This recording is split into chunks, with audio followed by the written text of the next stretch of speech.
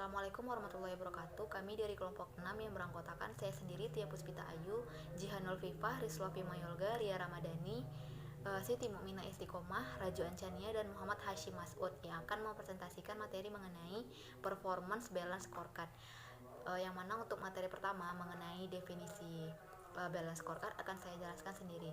Balance scorecard adalah suatu metode penilaian kinerja perusahaan dengan mempertimbangkan 4 perspektif untuk mengukur kinerja perusahaan tersebut, yang mana 4 perspektifnya adalah perspektif keuangan, pelanggan, proses bisnis internal, dan proses pembelajaran serta pertumbuhannya, yang mana dapat kita lihat bahwa dari keempat perspektif ini balance scorecard ini memiliki perspektif dari sisi keuangan maupun keuangannya, yang mana dari sistem pengukuran kinerja berimbang balance scorecard ini merupakan sistem pengukuran yang efektif dan menjadi bagian integral proses manajemen yang dapat memotivasi peningkatan di bidang-bidang tertentu, seperti di bidang produk, proses produksinya, kepuasan pelanggan, serta proses pengembangan pasarnya. Yang mana dalam proses pengembangan pasarnya, balance scorecard ini memiliki 3 langkah-langkah. Langkah yang pertama yaitu balance scorecard ini dapat mempersiapkan agar organisasinya mampu menentukan serta mendefinisikan unit bisnis yang bagaimana yang sesuai dengan unit balance scorecard sistem yang akan dikembangkan nantinya.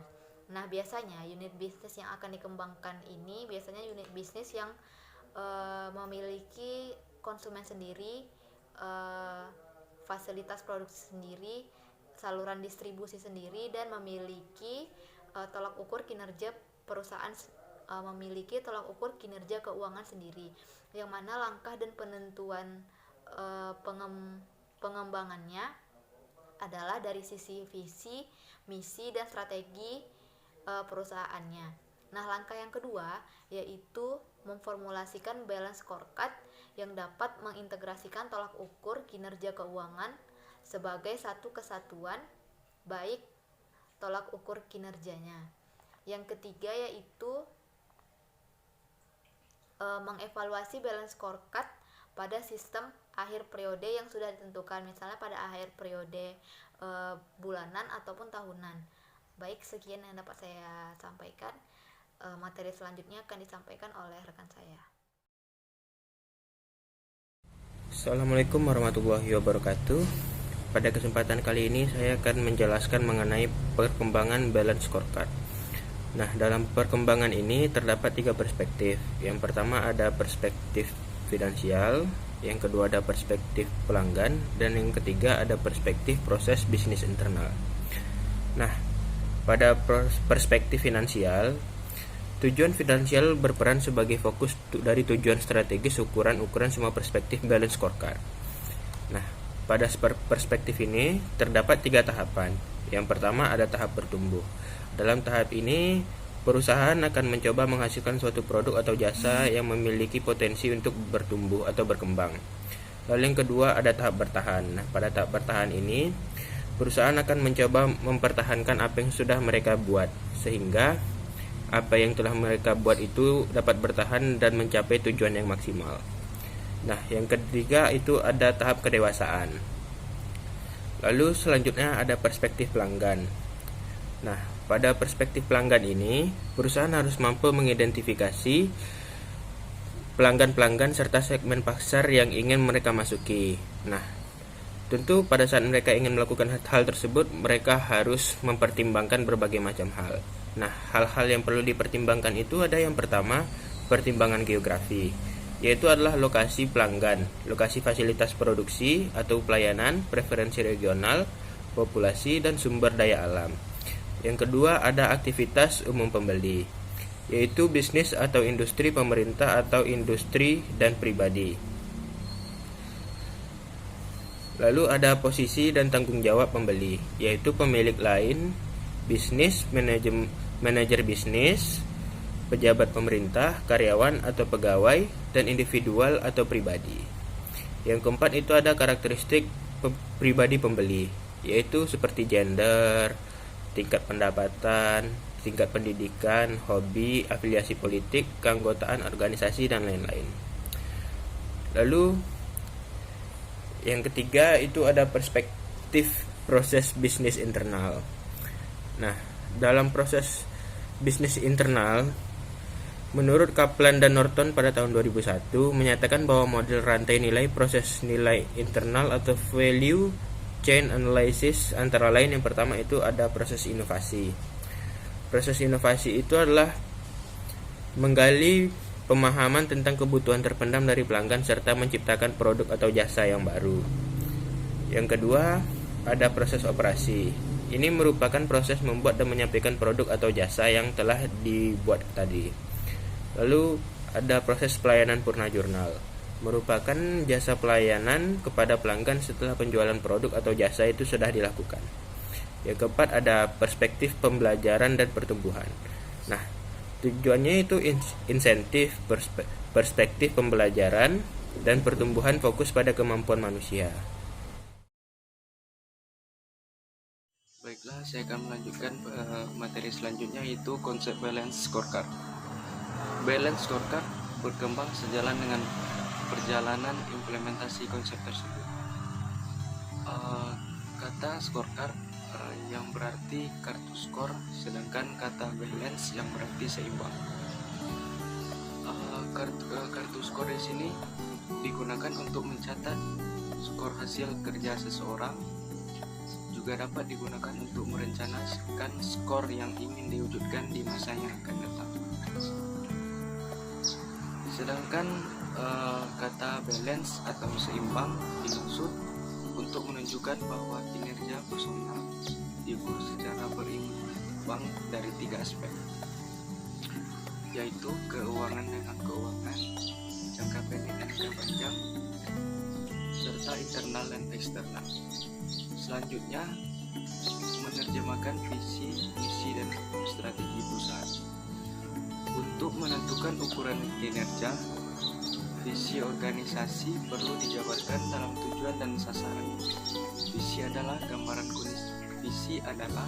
gambaran kondisi yang akan diwujudkan oleh perusahaan pada masa mendatang. Untuk mewujudkan kondisi yang digambarkan pada visi perusahaan tersebut, perlu merumuskan strategi dengan tujuan untuk mewujudkannya. Baiklah, saya Risolvi Melga akan melanjut ke presentasi dari rekan saya, yaitu tentang langkah-langkah menyusun balance score. Menurut Mulyadi pada tahun 2001, ia menyatakan ada beberapa langkah untuk menyusun balance score. Yang pertama, ada sistem perumusan strategi. Sistem perumusan strategi sendiri terbagi menjadi 4 langkah utama, yaitu yang pertama trending watching. Trending watching adalah langkah identifikasi lingkungan yang akan dimasuki perusahaan di masa depan, berbentuk pengamatan terhadap tren perubahan lingkungan makro, lingkungan industri, serta lingkungan persaingan untuk mengidentifikasi peluang yang dapat diraih. Analisis ini memindahkan fokus perusahaan ke situasi kompetitif. Yang kedua ada analisis SWOT. SWOT sendiri adalah kependekan dari Strengths, Weakness, Opportunities, and Threats. Analisis SWOT merupakan analisis yang membagi lingkungan organisasi menjadi 2 bagian, yaitu lingkungan eksternal dan lingkungan internal. Pengaruh-pengaruh eksternal yang berdampak positif bagi organisasi itu bisa kita identifikasikan sebagai peluang. Sebaliknya, jika pengaruh-pengaruh tersebut berdampak negatif, itu bisa kita katakan sebagai ancaman. Dan yang ketiga ada envisioning. Envisioning adalah penentuan visi, misi, goals, keyakinan dasar, dan nilai dasar perusahaan. Bila perusahaan telah memiliki visi, misi, dan goals mereka, maka mereka harus merumuskan apakah visi dan misi tersebut telah sesuai dengan kriteria penyusunan yang telah ada atau harus dilakukan perbaikan dan penambahan. Yang keempat ada pemilihan sasaran-sasaran strategis. Pemilihan sasaran strategi ini dipilih berdasarkan informasi yang dihasilkan dari analisis SWOT. Terdapat 2 pemilihan sasaran-sasaran strategik. Yang pertama ada TWOS matrix dan yang kedua ada TWOS. TWOS matrix sendiri adalah kebalikan dari SWOT, yaitu Traits, Opportunities, Weakness, and Strengths. TWOS matrix ini terbagi lagi menjadi 4 bagian. Yang pertama SO strategis, yang kedua WO strategis, yang ketiga WT strategis, dan yang keempat state strategis. Dan selanjutnya ada TWOS. TWOS itu adalah matrix yang disusun dengan mendaftarkan peluang ancaman pada sisi vertikal matrix dan mendaftar kekuatan serta keterbatasan pada sisi horizontal matrix. Baiklah, sekian yang dapat saya sampaikan. Selanjutnya akan disampaikan oleh rekan saya. Yang B adalah sistem perencanaan strategi, yaitu di mana sistem yang menghasilkan keluaran yang masih bersifat kualitatif, yaitu pada company scorecard. Maksudnya di dalam scorecard ini ada 3 komponen utama. Yang pertama adalah peta strategi, yaitu di mana menggambarkan proses perubahan intangible aset menjadi changeable asset melalui hubungan sebab akibat antara sasaran strategi di perspektif pembelajaran dan pertumbuhan dengan sasaran strategi di perspektif keuangan, pelangganan, dan juga proses bisnis internal. Yang kedua adalah kerangka balance scorecard, yaitu terdiri dari ukuran hasil, ukuran pengendali kinerja, dan target, di mana pengertian dari ukuran hasil ini yaitu merupakan atas keberhasilan pencapaian sasaran strategi, dan pengertian dari pengendali kinerja yaitu adalah ukuran untuk dapat mencapai hasilnya. Yang ketiga adalah rencana kegiatan atau action plan, di mana rencana atau program tindakan strategi atas sasaran strategi yang ingin kita capai di dalam perusahaan itu. Lalu di dalam memilih inisiatif strategi perusahaan harus memiliki langkah besar yang memerlukan beberapa program dan beberapa tahun ke depan untuk melaksanakannya. Jadi bisa saja kita harus membuat suatu planning ke depannya agar program tersebut bisa berjalan dengan baik.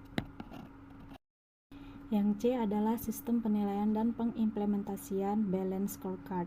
Di sini ada langkah-langkah untuk melakukan pengukuran atas kinerja perspektif itu, antara lain yang pertama adalah penentuan target dan realisasi balance scorecard dari data-data yang diperoleh. Yang kedua adalah perhitungan dan pembobotan balance scorecard, di mana sasaran strategi serta ukuran hasil atas sasaran strategi yang dilakukan yakni berdasarkan dari wawancara dengan pihak internal perusahaan. Juga dilakukan perhitungan untuk pengukuran kinerja keseluruhan perusahaan melalui perhitungan perspektif sasaran strategi dan tingkat pencapaian sasaran strategi, atau bisa disebut dengan tingkat pencapaian tujuan. Dan langkah terakhir yang harus dilakukan adalah melakukan pengukuran kinerja keseluruhan perusahaan atas perhitungan-perhitungan tersebut. Assalamualaikum warahmatullahi wabarakatuh. Baiklah, di sini saya akan melanjutkan materi selanjutnya tentang faktor-faktor keberhasilan balance scorecard. Keberhasilan balance scorecard pada kritika merupakan tolak ukur dari aspek-aspek kinerja perusahaan yang penting terhadap keunggulan kompetitifnya dan terhadap keberhasilannya. Sistem manajemen biaya strategik mengembangkan informasi dan strategik yang memasukkan informasi yang bersifat keuangan maupun non-keuangan. Perusahaan di masa lalu cenderung fokus terutama pada ukuran kinerja keuangan seperti pertumbuhan penjualan dan laba, aliran kas, dan nilai persediaan.